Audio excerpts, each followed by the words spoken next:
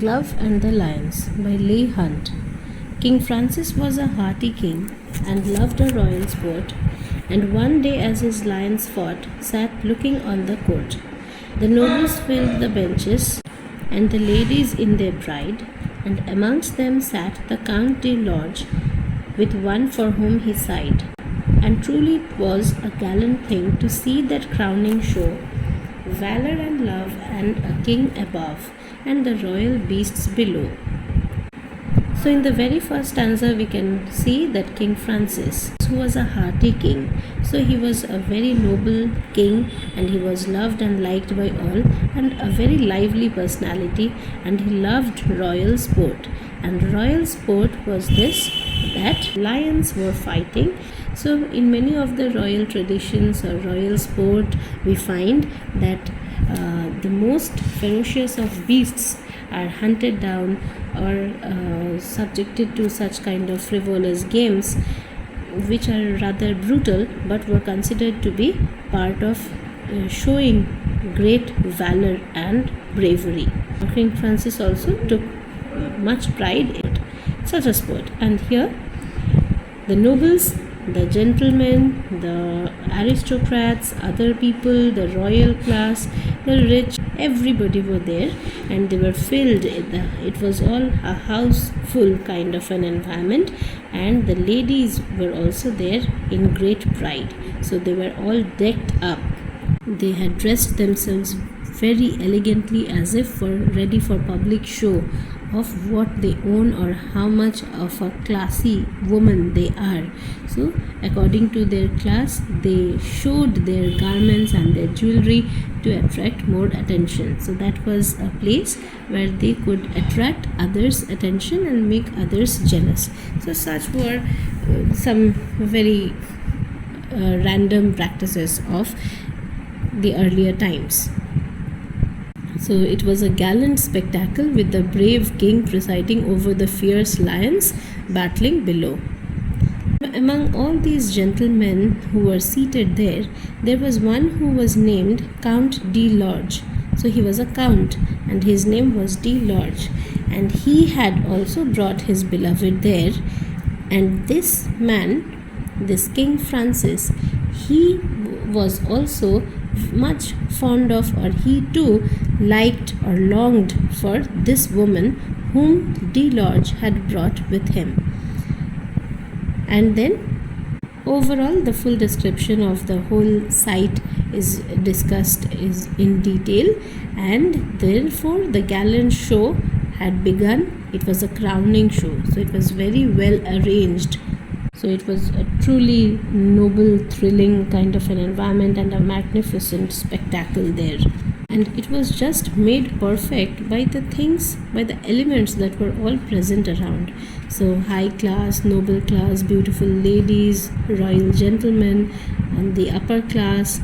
And moreover, it was the perfect show of valor, that is chivalry, bravery, and love, because everyone had brought their loved ones and their beloveds, their wives, whoever, and a king above. And a king above, this king above might be referring to King Francis as well as to God himself, and the royal beasts below. So lions are royal beasts. They are said to be the king of the jungle, so they are just not any random beast out there. And they have all gathered there for the thrilling animal combat, to witness all of it. Ramped and roared the lions with horrid laughing jaws. They bit, they glared, gave blows like beams. A wind went with their paws. With bellowing might and stifled roar, they rolled on one another, till all the pit with sand and mane was in a thunderous smother. The bloody foam above the bars came whisking through the air. Said Francis then, "Faith, gentlemen, we are better here than there." So the lion's rampage has been discussed very aptly, minutely, and in great detail, very carefully. So they roared viciously, biting and clawing in a frenzied fight, and bloody foam oozed out over the barricades enclosing the pit in which the combat was going on. Lions prowled and gaped terribly, horribly, and maliciously, and savagely bit each other and struck mighty blows at each other with their paws as swiftly as beams of wind. With immense crushing power, they muffled each other, choked each other's roars, and they wrestled, they grappled, and forcefully rolled over each other until the pit was filled with sand, with winds of sand, which arose from their movement, and tangled manes were all over the pit. In a deafening, chaotic turmoil, they rolled and rolled over, which made King Francis swear that, gentlemen, I must say that I swear on God that it is very good that we are here up above and we are nowhere near them, because they are ferocious, they are violent to the extreme point right now. So it is better that we are far away from these raging lions. Lord's love overheard the king, a beauteous, lively dame with smiling lips and sharp bright eyes, which always seemed the same. She thought, the count, my lover, is brave as brave can be. He surely would do wondrous things to show his love of me. King, ladies, lovers, all look on. The occasion is divine. I'll drop my glove to prove his love. Great glory will be mine. So Count de Lord's love, the lady love who had accompanied him, had overheard the king, and then she thought that King Francis is definitely wrong, for she has the bravest of men now with her right now, and therefore she immediately got the idea of throwing off a challenge in her vanity, in her pride, in her arrogance. She was obviously very strikingly beautiful and a very perfect, attractive, captivating smile with bright, intelligent eyes. She was a high-spirited woman, and she confidently believed her lover to be the bravest, to be a real hero, and decided to put his love for her to test and win glory for herself in others' eyes. So it was nothing primarily to prove his love or to check his love, but it was to satisfy her own vanity, her own pride, and to show off what she possesses and what others don't. And thus commits the mistake, or rather, thus commits the sin that she shouldn't have committed, that putting her love to challenge and asking him to retrieve her glove from the pit, from amongst the raging lions. So she asked him to demonstrate the depth of his devotion and adoration for her. She dropped her glove to prove his love, then looked at him and smiled. He bowed and in a moment leaped among the lions wild. The leap was quick, return was quick. He has regained his place, then threw the glove, but not with love, right in the lady's face. By God, said Francis, rightly done, and he rose from where he sat. No love, quoth he, but vanity sets love a task like that. So as expected of the medieval times, now the valiant man de Lorge has to accept the challenge, and he would have obviously done so, and he immediately bowed to his love and jumped into the pit, and very nimbly and smoothly leaps back out with the glove in his hand. So he unhesitatingly jumped down into the pit, recklessly casting himself into the midst of the wild, vicious lions. With extraordinary deftness and agility, returned to the stand again to his former place, and rather than tenderly returning her the glove as a token of his love, he spitefully and violently threw it in her face publicly to humiliate her. And though what he said in words that has not been discussed over here, that has not been told.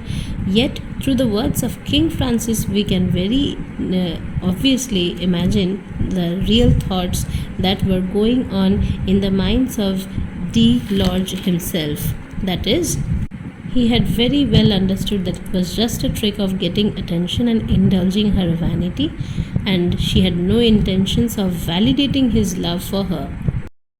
Though this lady had thought that this was a providential opportunity before her, asking him to prove the strength of his chivalric love for her, thus she would gain enormous honor and renown at one instant, in just a moment, and therefore she knew that her love was courageous, daring, and incredibly capable of remarkable, awe-inspiring deeds, and therefore she made him do that. She made him prove his worth, for she knew that he could easily do it, but not for the ease of his doing, but for exhibiting it and proclaiming it to the world that what she possesses is what nobody else does, and therefore met with her own downfall. That is, we can very obviously understand that she had lost her love, as such arrogant test of love would obviously be condemned, like it was condemned at the end of the poem with the king's pronouncement on the situation,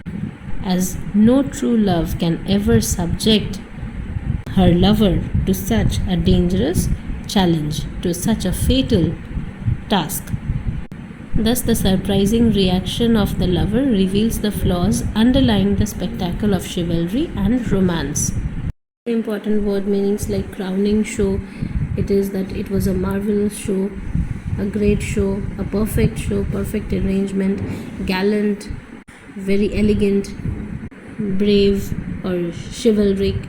Ramped and roared the lion, so they had been fighting and roaring at each other and snapping it at each other wildly. Wallowing might, so each was crushing the other, and therefore their movement was stifled and they couldn't move.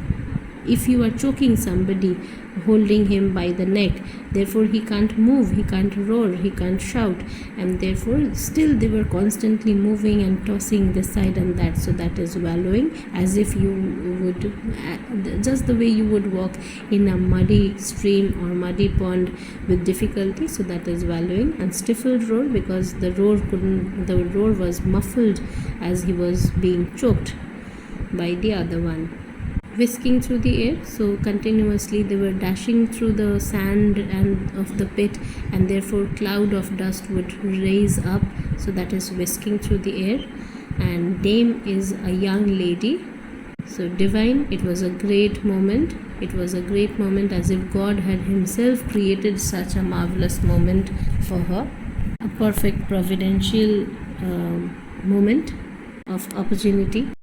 Vanity is just pride and arrogance mixed to a heightened extent, and then you are showing off what you have, what you possess. So that's it. Any further queries, suggestions, please leave it in the comment section. Do like the video if you found the explanation useful.